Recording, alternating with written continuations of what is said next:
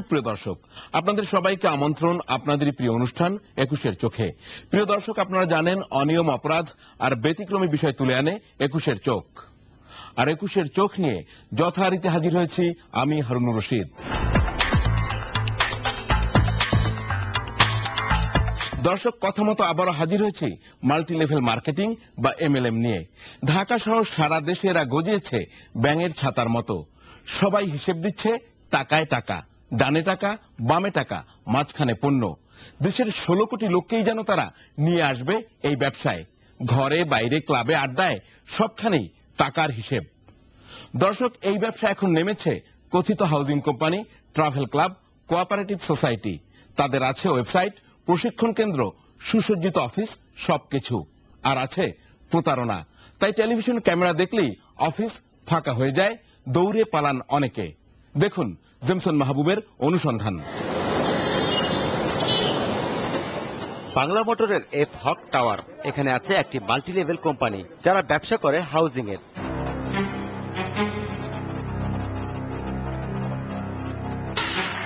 ক্যামেরার সামনে কোনোভাবেই তারা এসব কথা না বলার কারণে এবার ভিন্ন পন্থা অবলম্বন করি আমরা। প্রতিবেদক নিজেই গ্রাহক সেজে যান সেই কোম্পানিতে।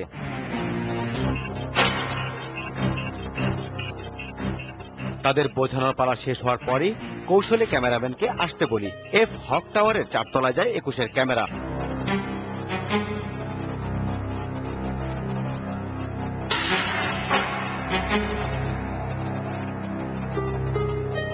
তখনও সেই কোম্পানির লোকজন জানতো না প্রতিবেদকের পরিচয়। ক্যামেরা ঢোকা মাত্রই শুরু হয় কোম্পানির লোকজনের দৌড়ঝাঁপ। অনেকেই পালানোর চেষ্টা করেন। ২ থেকে ৩ মিনিটের মধ্যে ফাঁকা হয়ে যায় পুরো অফিস।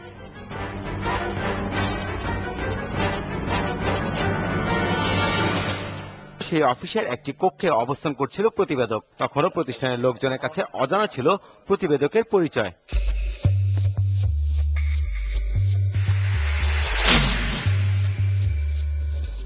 কোম্পানির নাম এমস্টার রিয়েল এস্টেট কোম্পানি। মূলত তাদের ফ্ল্যাট আর প্লটের মাল্টিলেভেল মার্কেটিং বাণিজ্য।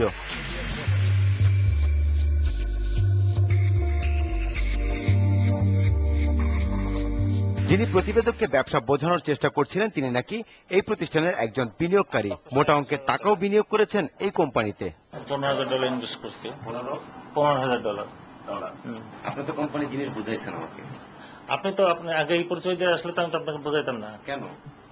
না না, আমি বোঝানোর জন্য তো না, আমি এখানকার এই বোঝাবে কোম্পানির লোক। ক্যামেরার সামনে আবারও সেই কোম্পানির ব্যবসা সম্পর্কে বোঝাতে অনুরোধ করলে তিনি এবার ক্ষেপে যান। আপনি এখানে সাংবাদিকতা করতেছেন কিসের জন্য? দিস ইজ ইওর পার্সোনাল ব্যাপার। আপনি আমাকে চার্জ করতে পারেন না। আমি রিক্সা চালাতে পারি। This is my personal opinion. আপনি তো বুঝাতে পারেন না। আপনি তো মনে করেন যে আপনি যখন উঠতেই হচ্ছেন কেন ভাই? হ্যাঁ,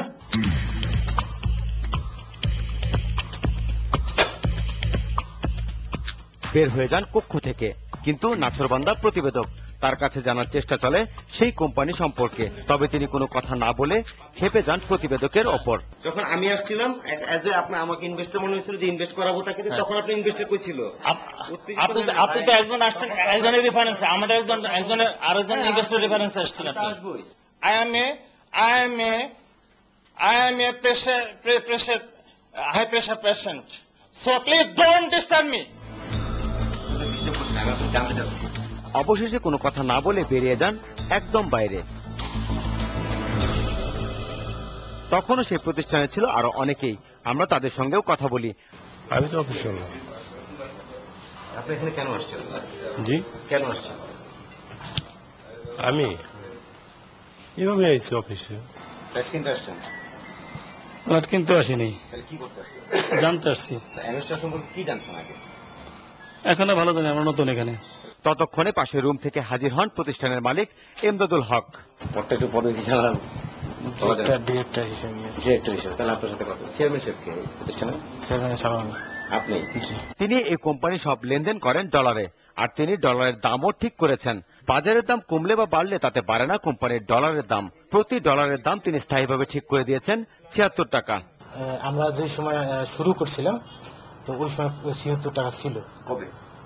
আরো ২ বছর আগে। 2 বছর আগে 2 বছরে কি ডলারের মান বাড়ে নাই? বাড়ছে, কিন্তু আমাদের ওইটা মানে হিসাব সুন্দরভাবে রাখার জন্য, যাতে মানুষ হেজিটেশনে না করে, এই কারণে আমরা ওই রেটটাই রাখছি। 5 টাকা তো কম আছে, আপনার কম কোথেকে দিচ্ছেন? এটা কি আপনি ভোট থেকে দিচ্ছেন নাকি?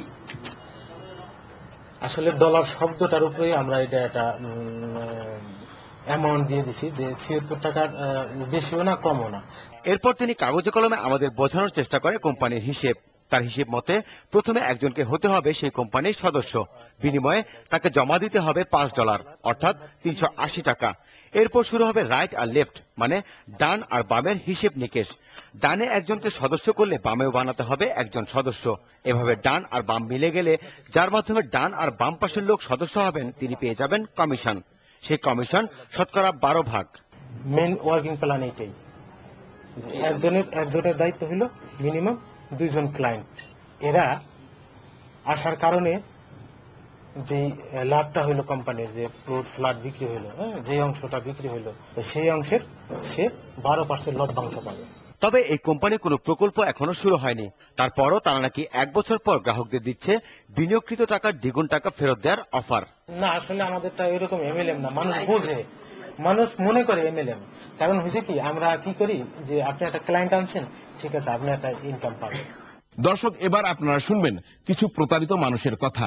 তাদের কেউ কেউ একসঙ্গে 5টি এমএলএম কোম্পানিতে বিনিয়োগ করেছেন অল্প সময়ে টাকা দ্বিগুণ করার আশায়, কিন্তু টাকা নিয়ে তারা উড়াল দিয়েছে।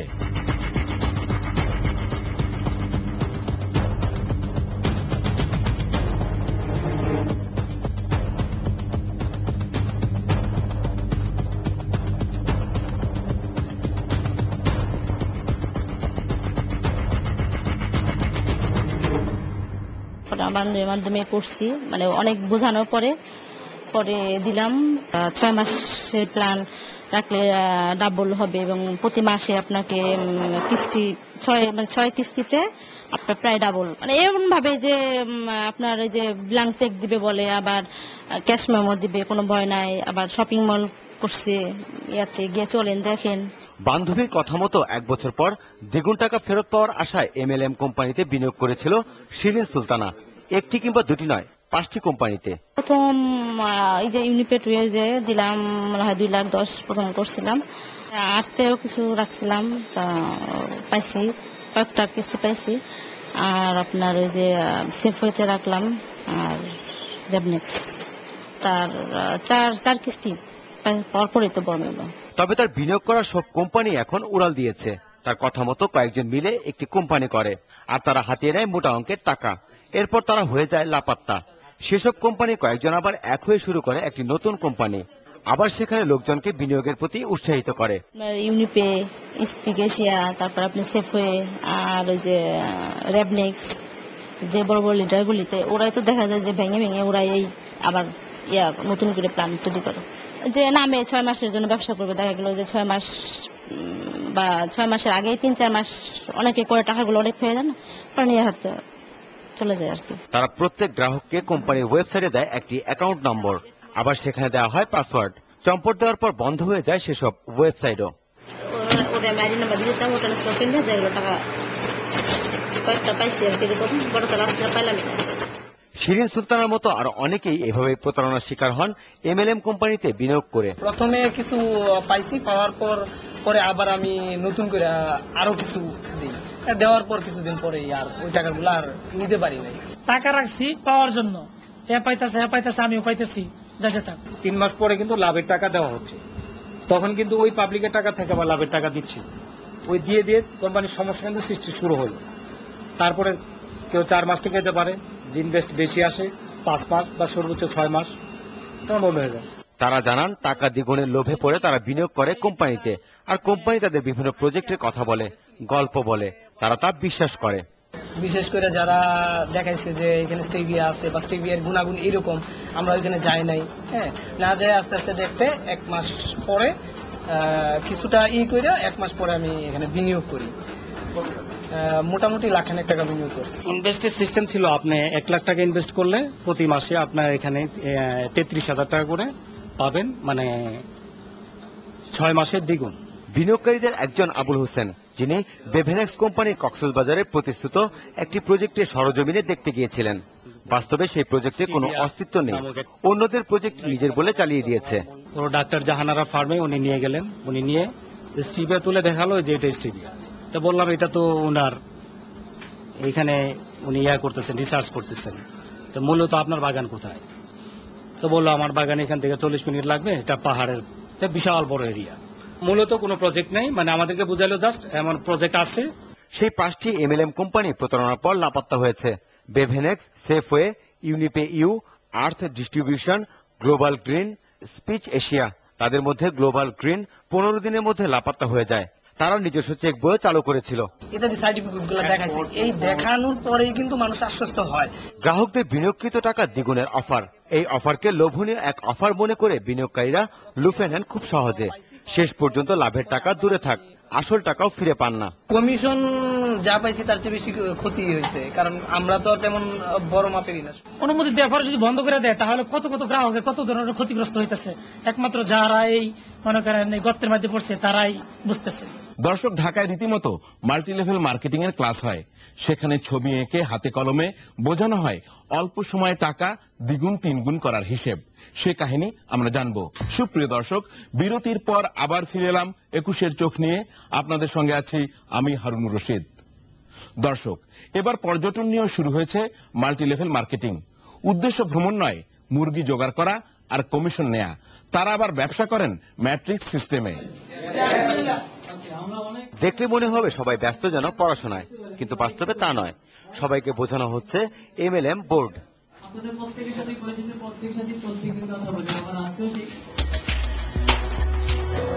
তেমনই এক টেবিলে বসি আমরা, বোঝার চেষ্টা করি তাদের পরিকল্পনা। এটি টিভিসি ট্রাভেল কোম্পানির একটি রুম, অন্য কথায় বলা যায় সাধারণ মানুষকে স্বপ্ন দেখানোর কক্ষ। শুধুমাত্র লেভেল 1 যারা জয়েন করবে তারা এই লেভেল 1 এ আসবে। সেই কোম্পানি আমাদের বোঝাতে থাকেন তাদের নানা ভ্রমণ প্যাকেজ। আমাদের যে ট্যুর প্যাকেজগুলি আছে এই ট্যুর প্যাকেজগুলি সেল হয়, আর বোঝাতে থাকেন টাকা আয়ের নানা কৌশল সম্পর্কে। 4 জন থেকে 8 জন হয়েছে, 8 জন থেকে 16 জন হয়েছে। এটা হচ্ছে জ্যামিতিক হিসাব, এই কারণে আমাদের ইনকামটাও জ্যামিতিক হারে বাড়ে। এই কোম্পানি আবার অন্যান্য কোম্পানির মতো না, তাদের কৌশলও ভিন্ন। তারা অবলম্বন করেন রিভল্টিং ম্যাট্রিক্স সিস্টেম। সেই সিস্টেমে আছে একটি বোর্ড, আর বোর্ডটি পরিচালিত হবে ডান থেকে বামে আর ওপর থেকে নিচে। আর সেই বোর্ড আগে থেকেই থাকে 7 জন গ্রাহক। যারা নতুন করে গ্রাহক হবে তারা চলে যাবেন 4র্থ ধাপে। তার উপরে 3য় ধাপে থাকে 4 জন, 2য় ধাপে থাকে 2 জন, আর 1ম ধাপে থাকে 1 জন। এভাবে সাজানো থাকে বোর্ডটি। 4র্থ ধাপে 8 জন গ্রাহক হলেই ভেঙে যাবে বোর্ডটি, আসবে কমিশনের হিসেব। তবে কমিশন পাবে 1 জন। 1 নম্বর ধাপে যিনি থাকবেন তিনি কমিশন পাওয়ার পরই তিনি চলে যাবেন 2য় ধাপে। আমাদের কোম্পানি যে ফার্স্ট ইনকামটা সেটা ইনকাম করে পরবর্তী ইনকামের ধাপে সে চলে যাবে। তো এইটা যখন চলে যাবে, কোম্পানির এই পজিশনটা খালি হয়ে গেল, এখান থেকে কোম্পানি আবার কি করবে, নতুন 2টা বোর্ড তৈরি করবে। এভাবেই 4টি ধাপে চলে সেই কোম্পানির কমিশন দেওয়ার পালা। আর একজন 2,500 টাকা বিনিয়োগ করে 3 লাখ টাকা কমিশন পাবে। আর তাদের কমিশন পাওয়ার জন্য প্রত্যেক গ্রাহককে দেওয়া হয় ওয়েবসাইটে একটি অ্যাকাউন্ট, আর সেখান থেকে তারা বুঝে নেন তাদের কমিশনের টাকার হিসেব। টোটাল ইনকাম এটা ছিল রিসিভ ব্যালেন্স।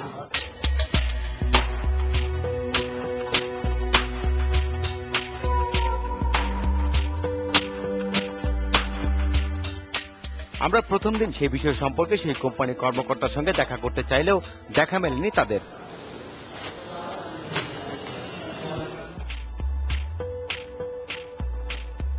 পরদিন আমরা আবারও যাই সেই কোম্পানিতে। সেদিন আমাদের দেখা মেলে কোম্পানির মালিক আর পরিচালনা পর্ষদের। তাদের দেখাতে বলি কাগজপত্র, অনুমোদন পত্র। তারা জয়েন্ট কমিশনের একটি কাগজ আর একটি ট্রেড লাইসেন্স দিয়ে চালাচ্ছে এই কর্মকাণ্ড। পর্যটন কর্পোরেশনে কোনো কাগজপত্র নেই কেন জানতে চাইলে তারা আমাদের বলেন সেই কাগজ এখনো তারা সংগ্রহ করেনি। আমাদের যে ইনবাউন্ড যে আমাদের প্যাকেজ ট্যুর, এটা করার জন্য পর্যটনের থেকে আলাদা ধরনের কোন রকম লাগে না, আমাদের অনুমতি লাগে না। ভবিষ্যতে যদি কখন আমরা ফরেন ইয়াতে যাই সেক্ষেত্রে আমরা পর্যটনের পারমিশন নিয়ে নেব। অন্য 10টা যেভাবে ওরা করতেছে এই সিস্টেমে কিন্তু আগাচ্ছে। দর্শক, জুরিটি মাল্টিপারপাস কোঅপারেটিভ প্রাইভেট লিমিটেড নামে একটি এমএলএম কোম্পানিতে আমরা যাওয়ার পরই শুরু হয় দৌড়ঝাঁপ। পরে কর্মকর্তারা আমাদের যেসব প্রকল্পের কথা বলেন, সরেজমিন গিয়ে তার কোনো অস্তিত্ব খুঁজে পাওয়া যায়নি। জুরিটি মাল্টিপারপাস কোঅপারেটিভ প্রাইভেট লিমিটেড কোম্পানির অফিসে 21-এর অনুসন্ধানী দল।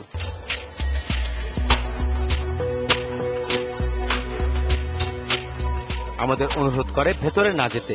আমরা অপেক্ষা করি। একটু পর ডাক আসে তাদের স্যারের রুম থেকে। ভেতরে গিয়ে আমরা কথা বলি সেই কোম্পানির কর্মকর্তাদের সঙ্গে। কি ব্যাপার, আমাদের ছোট কোম্পানিতে এত বড় টিভি চ্যানেল?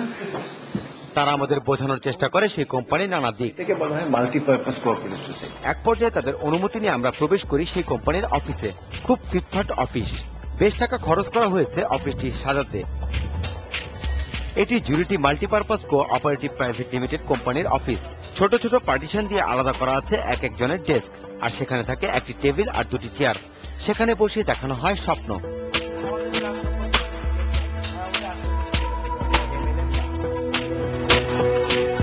আমাদের বোঝানো হয় সেই স্বপ্নের ধাঁধা। সেই ধাঁধা হচ্ছে একটি পণ্য কিনে সদস্য হতে হবে, তারপর ডানে বামে আবার ক্রেতা জোগাড় করতে হবে। এভাবে বাড়তে থাকবে তাদের সদস্য, বাড়তে থাকবে কমিশন। মার্কেটিং এর জন্য আমি যে কোনো সিস্টেম অ্যাপ্লাই করতে পারি, আপনার মাইরাও আপনার কাছে আমি প্রোডাক্ট সেল করতে পারি। আমাকে টাকা দিচ্ছে, তার আমি কি দিচ্ছি সেটা তার আবার ওই টার্মস এন্ড কন্ডিশনের মধ্যে আমি আছি কিনা, এটা হচ্ছে সেই ব্যাপার। এক বছরে দেখি আমার একটা টার্গেট 1 বছর 2 বছর 3 বছর লাগতেই পারে। তারা আমাদের নিয়ে যান পরিচালকের কক্ষে।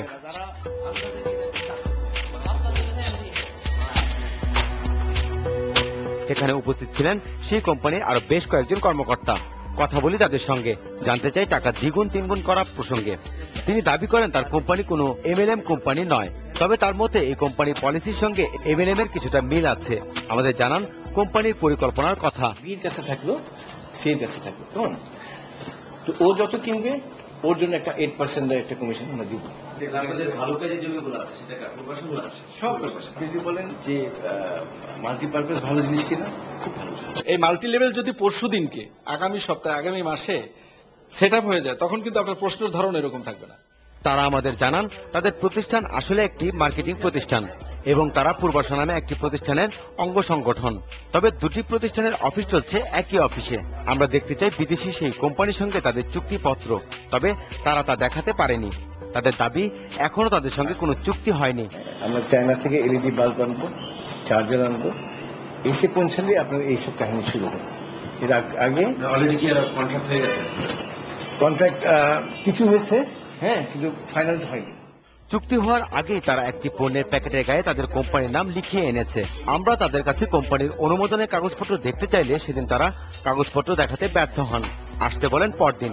প্রথমে দুইটা লোকের অস্তিত্ব বোঝার চেষ্টা করেন।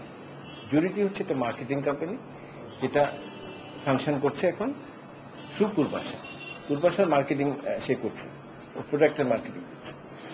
আর পূর্বাশা হচ্ছে কি মেইন ভেসেল। পরদিন আমরা আবারও যাই সেই প্রতিষ্ঠানে। কোম্পানির পরিচালক সেদিন তৈরি ছিলেন সেই কোম্পানির কাগজপত্র নিয়ে। অন্য একটি প্রতিষ্ঠানের নামে তারা এদেশে আমদানি করে বিভিন্ন পণ্য। তারা আমাদের সেই সব পণ্যের একটি নমুনা দেখান। আছে নানা ধরনের ইলেকট্রিক পণ্য।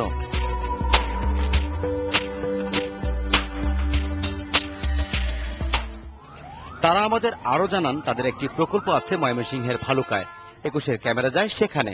ঢাকা ময়মনসিংহ মহাসড়কের পাশেই গাদুমিয়ার প্রবেশ পথে হাজিরবাজার এলাকায় দেখা যায় পূর্বাশার একটি সাইনবোর্ড। আর গাদুমিয়া গ্রামে গিয়ে দেখা যায় 15 একর ভূমিতে বেশ কয়েকটি পুকুর সম্মিলিত একটি পরিত্যক্ত ভিটের টিনের বেড়ায় ছোট্ট ঘরে টানানো পূর্বাশার জুরিটি সমন্বিত কৃষি খামার নামে একটি সাইনবোর্ড। আশেপাশের লোকজনের সঙ্গে কথা বলে জানা যায় এই জমির মালিক শামীম আহমেদ নামে এক ব্যবসায়ী, যিনি ফরভিটা প্রাইভেট লিমিটেডের চেয়ারম্যান। উনি যে আগে তো হচ্ছিল মানে যে মাছের চাষ টাস করতো, হ্যাঁ, এরপরে আরো নাকি গরু না মুরগি মানে খাবার টাবার এসব তৈরি করতে পারে। বর্তমানে মনে হয় উঠছে, আগে উঠছে না। আর বর্তমানে এই জমির দেখাশোনার দায়িত্বে আছেন ফরভিটা প্রাইভেট লিমিটেডের ম্যানেজার জিয়া আহমেদ। তার ছেলে জানায় পূর্বাশায় 15 একর জমি 5 বছরের জন্য মৌখিক ভাড়া নির্ধারণ করে সাইনবোর্ডটি লাগিয়েছে। মালিকের সাথে কথাবার্তা হয়েছে, তারা দেখাশোনা হয়েছে, মানে মুখে চুক্তি হয়ে গেছে কিন্তু লিখিতভাবে হয়তো হয় না, যেটা জানি আর কি, আমি সঠিক বলতে পারি না। নাকি জায়গাটা তারা কিনবে আপনাদের কাছে? না, জায়গা বিক্রি হবে না। আমরা টেলিফোনে কথা বলি জমির মালিক শামীম আহমেদের সঙ্গে। তিনি জানান তিনি এই জমি বিক্রি করেননি, জুরিটির কাছে 4 বছরের জন্য ভাড়া দিয়েছেন। জমিটা তারা লিজে নিচ্ছে, ভাড়ায়। ওটা 4 বছরের জন্য তারা ভাড়া নিচ্ছে। মাছ চাষ, ডেইরি, তারপরে গরু মোটা তাজাকরণ, ভেজিটেবল, মানে সমন্বিত কৃষি খামারের জন্য তারা এটা নিচ্ছে এবং ওইভাবে আমার সাথে তাদের একটা চুক্তিবদ্ধ হয়। ঢাকার অফিসে তারা আমাদের যে কাগজপত্র দেখান সেখানে একটি কাগজ ছিল জয়েন্ট স্টক কোম্পানির কাগজ। জয়েন্ট স্টক কমিশনের কাগজপত্র নিয়েই কি বৈধ হয়ে যাবে এসব বাণিজ্য? জানতে চাই জয়েন্ট স্টক কমিশনের অফিসে। তবে উপর মহলের অনুমতি না নিয়ে কোনো কথাই বলতে চাইলেন না কেউই। জয়েন্ট স্টক কমিশনের একটি কাগজ দেখে বিভিন্ন এমএলএম কোম্পানি চালাচ্ছে তাদের বাণিজ্য। কিন্তু আসল কথা হলো জয়েন্ট স্টক কোম্পানির নিবন্ধন কোনো ব্যবসার অনুমোদন নয়, এটি একটি ব্যবসা করার ঘোষণা মাত্র। এই ঘোষণায় তারা যে যে ধরনের ব্যবসা করবেন সংশ্লিষ্ট কর্তৃপক্ষের অনুমোদন নিতে হবে। সুপ্রিয় দর্শক, এই হলো অল্প সময়ে টাকা দ্বিগুণ করার ব্যবসা। আর যারা এখানে ভিড় করেন তাদের বড় অংশই তরুণ, তাদের চোখেও কোটিপতি হওয়ার স্বপ্ন। কিন্তু যে অঙ্ক কষে কোটিপতি বানানো হয়, যেসব প্রকল্পের কথা বলা হয় তা কল্পনার ফানুস ছাড়া আর কিছুই নয়। সাধারণ মানুষকে স্বপ্ন দেখিয়ে সর্বস্ব হাতিয়ে কোটিপতি হয় কয়েকজন, বাকিরা হায় হায়। দর্শক, এই পিরামিড জুয়ার আরো আধুনিক রূপ আছে বাংলাদেশেই, আর তা পুরোটাই তথ্য প্রযুক্তি নির্ভর। তাদের কোনো অফিস থাকে না, তারা থাকেন অনলাইনে। ধৈর্য ধরুন, দেখতে থাকুন 21-এর চোখ। কথা দিচ্ছি কোনো প্রতারককেই ছাড় দেয়া হবে না। দর্শক, আমরা আমাদের অনুষ্ঠানের শেষ ভাগে যাবার আগে জানিয়ে দিচ্ছি আমাদের সঙ্গে যোগাযোগের ঠিকানা। প্রযোজক 21-এর চোখ, 21 টেলিভিশন, জাহাঙ্গীর টাওয়ার, 10 কারওয়ান বাজার, ঢাকা 1215। ইমেইলও করতে পারেন আমাদের এই ঠিকানায় chok@21e-tv.com। ফোন করতে পারেন আমাদের 01757505 671 এই নম্বরে। দর্শক, আপনারাও যে কোনো ধরনের অনিয়ম, অপরাধ আর ব্যতিক্রমী ঘটনা আমাদের জানাতে পারেন, পাঠাতে পারেন ছবি ও ভিডিও ক্লিপ, আমরা তা প্রচার করব। দেখা হবে আগামী বৃহস্পতিবার একই সময়ে। সে পর্যন্ত সবাই ভালো থাকবেন। শুভেচ্ছা সবাইকে।